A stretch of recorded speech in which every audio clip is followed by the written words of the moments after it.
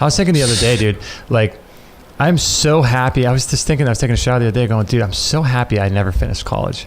Oh, God. Like, I'm so glad I didn't go. You didn't go at all? I didn't go at all, and I never wanted to. Like, in high school, I didn't even really, like, want to go to high school, honestly. Yeah, I don't it was like, I think that really it was like there were certain girls that kept me going back to yeah, school. It's always a girl. You know, and I'm sure they plan it out like that. You know what I mean? Like, if you're kind of like a loser that seems like you're not going to really go to school, they'll put like one of the cuter girls in your class in the beginning and at the end, totally. So you, like, come and stay all day, you know? And, like, totally. Seems like they were kind of doing that, especially towards my senior year. But like, it's like looking back, I think it was a total waste of time, man.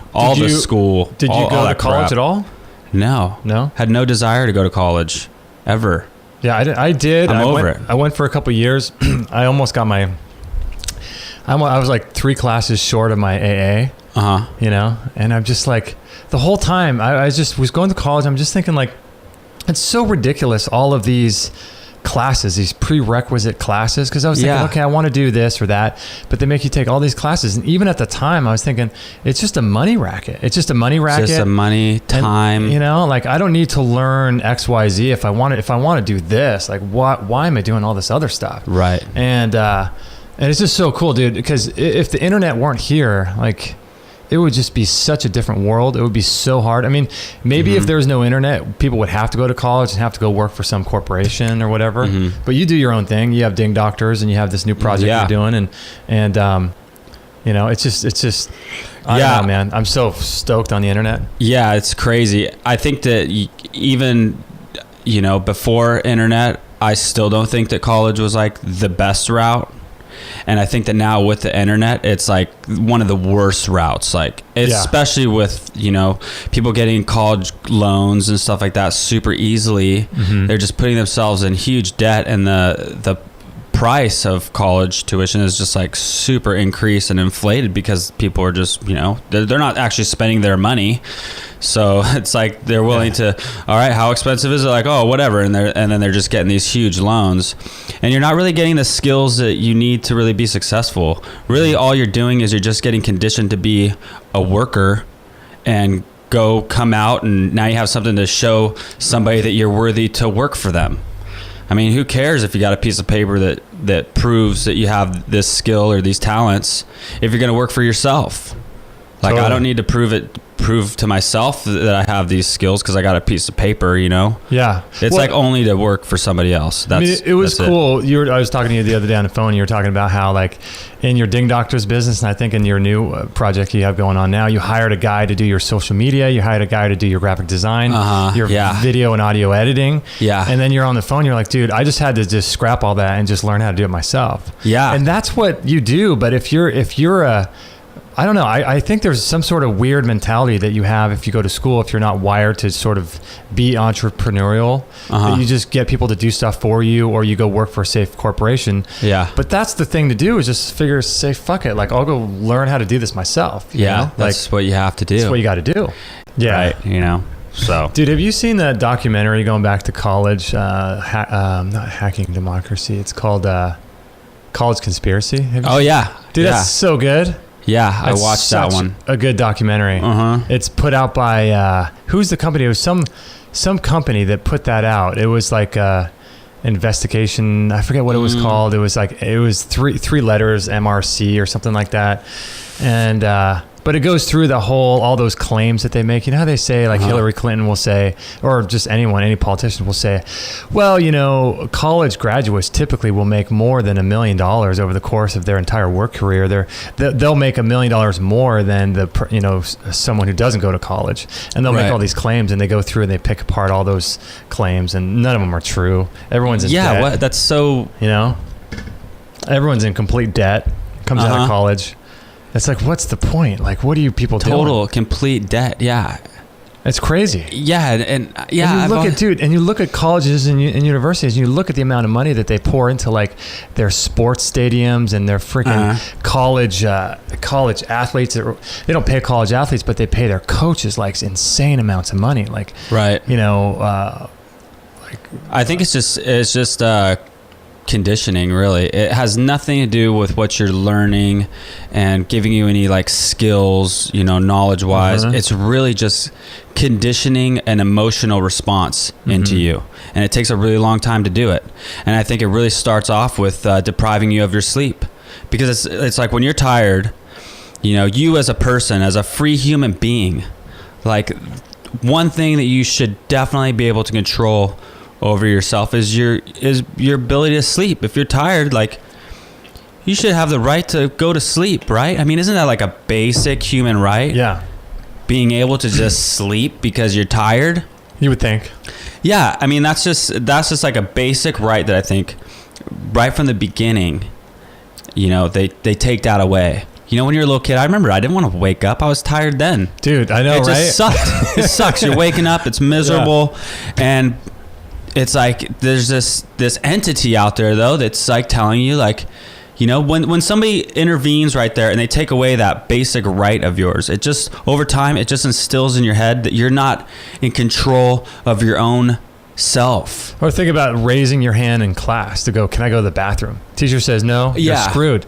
Right? You're a little fourth grader. Right. You're 8 years old. Yeah. Trying to go to the bathroom and you can't even go pee. Totally. They did that to me, and when I was in kindergarten, I remember it. Did they? Yeah, they were like, "Oh, you can't go pee," and like I think we were standing up, and like I forget what we were, and I peed on the desk, man. I just leaned up on the desk and I pissed, dude, this big puddle on the desk, and just like, oh, dude, bailed. That was pretty awesome, man. But she wouldn't let me go pee, dude. I'm a little kid. What are you gonna do? I gotta go pee. Like, yeah, come on. That's crazy. Give me a break. I mean, talk about the most basic human bodily functions that you should be able to do. Sleep, yeah, right. Go to the bathroom. You can't eat when you want to eat. You got to wait till some bell rings in the background. Yeah. Says, oh, okay, now we can all eat. Yeah. You know, you can't listen to your body. If your body's saying, I haven't eaten, maybe some kid is poor, they haven't eaten in 2 days, and then they got to wait till freaking lunchtime to be able to eat. Right. It's like, these are your body's signals to you to, like, I want to be able to sleep. I want to be able to go to the bathroom, but you can't do any of those things because sleep, go to the bathroom is telling you can't do it. I mean, the whole... Yeah, it's just a system. It's just a system, right? You go in there and there's an order. There's the teachers. There's the security guards. There's the principal's office. And then there's the principal and like all that whole structure. It's bizarre. It's always that same structure, like through the whole phase of going to school.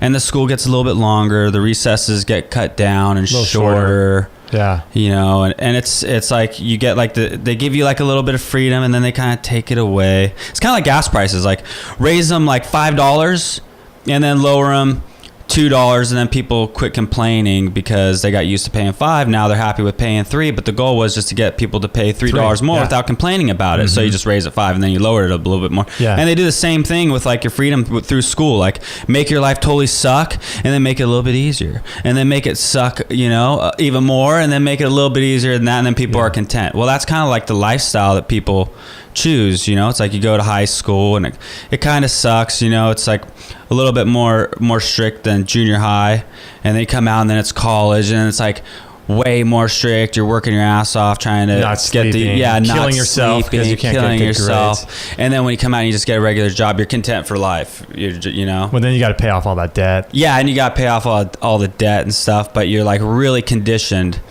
to just commit to that work life, and you're not even gonna like it. But you're going to have this emotional response that is just so repetitive every day that you're never going to do anything to change it. Dude, it's so weird too, because as you go along the way, it's sort of like in boxing or fights or even just any sport, really, like they're selling the next event always, you know what I mean? Like like if you're watching UFC, it's always this is the big crescendo, but then they'll do previews for the next one. Right. So in school, it's the same way. It's like you're in junior high and you're hearing all about high school, and how crazy it is. And then when you're in high school, it's like, oh, dude, college is coming. Are you prepared? Did you take your SAT? You know, what was your score? Yeah. Did you get a good score? Right. And all this stuff. And then all of a sudden you're done with college and you've gone through 4 years, or it's more than that. It's like 5 years now where people go through and they have no idea what the hell they're doing. No idea. And then it's like, okay, I'll just dump you off. And then here you are after college with, $100,000 worth of loans. And you're screwed. Yeah, it's crazy. You know, it's crazy. Yeah, and I agree with you. You go along this like process of getting congratulated. Yeah. And it's like this sense of accomplishment. You know, you put this square on your head. You don't even know why. You're just like, I don't know why. Nobody knows why we do it, but you just do it. And then you go through it's congratulations, you know, but you haven't actually contributed anything to society at this point. No. At this point, really, you're just kind of sucking from society. You're a drain on society. Society's investing in you because you're just at school. And then you get congratulated and stuff. And then you get used to these phases of getting congratulated, and then you start to get kind of like used to that, and then you come out of college and you're looking for that next, what's the next congratulations, you know? Nothing. Yeah, or get married and have kids and buy a house, you know? It's just like these standard like things that you reach and get congratulated for along your life. For and what? You just, what are you doing? It's so bizarre. Yeah, I mean, it's just, I think people just think it's normal. It's just the way it is because everybody's doing it. So you just go along this pattern, dude, like everybody else, and you just feel like that's just what it is, and you just accept it for that. It's so without weird. thinking about it. Yeah, without questioning it at all. That's kind of the whole idea, right? Is to make it so that no one questions really anything. I mean, you know where we live. We live right on this four-way stop right now, where one of the four ways is everyone's going to school. And I look out our window. I just see these kids, dude, and they're walking along, and their parents are holding their hands, crossing the street. And they got their huge backpacks on that are half the size of their own body, right? Filled with books, and they can't even walk up straight. They're trying to walk right. It's like 7 a.m. in the morning, and all they want to do is sleep, and they're walking with their dad, and their dad's just trying to get rid of him so he can go to work to some job that he's got to pay off his debt for. He's walking his kid to, here you go, here, let the state come here program you go. Yeah. Here's a bunch of strangers that can raise you better than me, I guess, right? Dude, it's so like, but are you familiar with John Taylor Gatto? Do you know about? Oh, dude, you got to get into that guy's stuff. Yeah. He was New York State Teacher of the Year. He's about 82 now, but he's written a bunch of books called what are they called? The Underground History of American Education, I think. And there's a couple other ones too. And he's so good, dude. There's a 5.5 hour interview with him a couple years ago, and he gets into why schools were set up, and apparently there's some connection between the adoption agencies and school, because the Rothschilds and the Rockefellers all in the early 1920s, right when they set up the Federal Reserve, were setting up the entire school system. Yeah. And that's when all the AMA and the medical system and all this stuff was getting established. Yeah, right. And so there's a connection between adoption agencies and putting kids in school. And so the whole idea of school, I guess in the end of the interview, he goes through like some secret document that was penned by Lord Rothschild, whatever the hell his name was when he started. But it was like 7 reasons why children should attend school or something. And they're freaking creepy, dude. Creepy reasons. Creepy. Yeah. Like it's stuff like, so the state can program your child to be good workers and to be obedient citizens. It's stuff like that. Obedience.